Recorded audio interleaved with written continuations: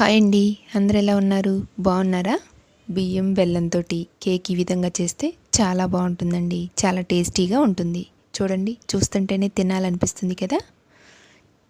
ప్రాసెస్లోకి వెళ్దాము. ఏ విధంగా చేయాలో చూద్దాం. ఒక బౌల్ నిండా బియ్యం తీసుకున్నానండి. మార్నింగే శుభ్రంగా కడిగి నానబెట్టాలండి. ఒక 5-6 గంటలు నానబెట్టాక అవి మెత్తగా మిక్సీ పెట్టాలి.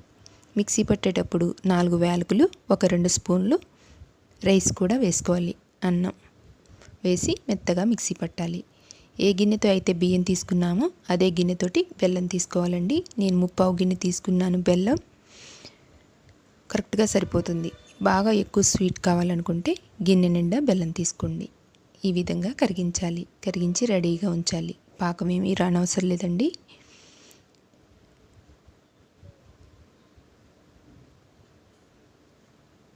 బియ్యం కూడా మిక్సీ పట్టేసాం. చూడండి, ఇంత మెత్తగా పట్టాలి, క్రీమీలాగా. ఇప్పుడు ఆ పిండి అంతా ఒక బౌల్లో పోసుకోవాలి.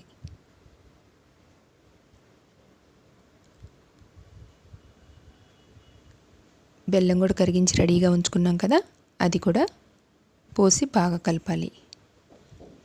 బెల్లం కరిగించేటప్పుడు ఎక్కువ వాటర్ పోయమాకండి, కొంచెమే పోయండి, మళ్ళీ లూజ్ అవుతుంది ఎక్కువ.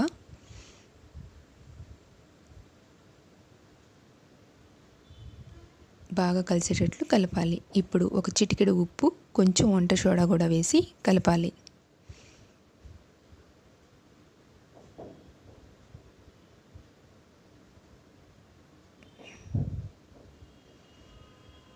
కుక్కర్లో పెడుతున్నానండి నేను. నీళ్లు పోసి చేస్తున్నాను. ఏ విధంగా వస్తుందో చూద్దాం. వేరే బౌల్కి ఆయిల్ రాసి రెడీగా ఉంచాలి.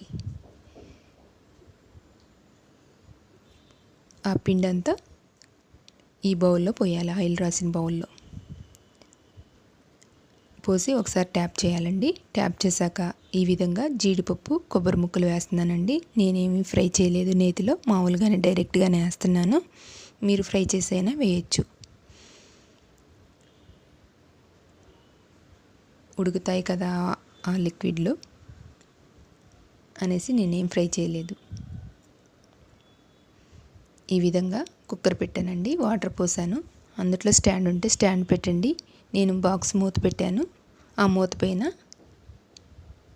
గిన్నె పెట్టి మూత పెట్టాలండి. మూత పెట్టి గ్యాస్ కట్టు విజిల్ పెట్టి పెట్టాలండి. మూత పెట్టి మామూలుగా పప్పుకి పెట్టేటప్పుడు ఎలా పెడతామో అదే విధంగా పెట్టండి. 3 విజిల్స్ వచ్చాక ఆవిరంతా పోయాక తీయండి. ఆవిరి అయిపోయిందండి. చూద్దాం ఏ విధంగా వచ్చిందో.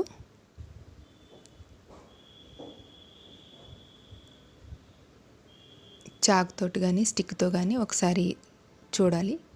ఉడకలేదండి. ఇప్పుడు గ్యాస్ కట్టు విజిల్ తీసి మళ్ళీ ఒక 20 మినిట్స్ ఉంచాను. ఇప్పుడు కూడా చాకుతో చూడండి. చూసాక తడేమీ లేకుండా ఉంటే కేక్ రెడీ అయినట్టు. ఏమన్నా తడి ఉంటే ఇంకొక 5 నిమిషాలు ఉంచండి. కేక్ రెడీ అయిందండి. పూర్తిగా వేడి దగ్గరకే తీయండి.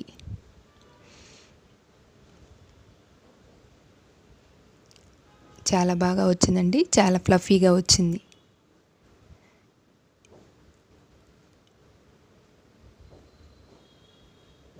చూడండి ఏ విధంగా వచ్చిందో. చాలా మెత్తగా ఉంది.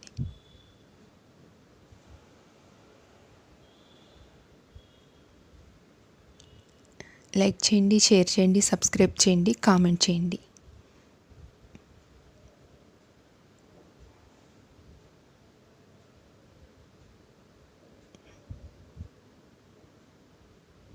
బియ్య పిండికి కొంచెం జిగురుగా అనిపిస్తుంది కదండి. కేక్ కూడా అలానే సాగినట్లుగా వచ్చిందండి. చాలా బాగా వచ్చింది. చాలా టేస్టీగా ఉంది.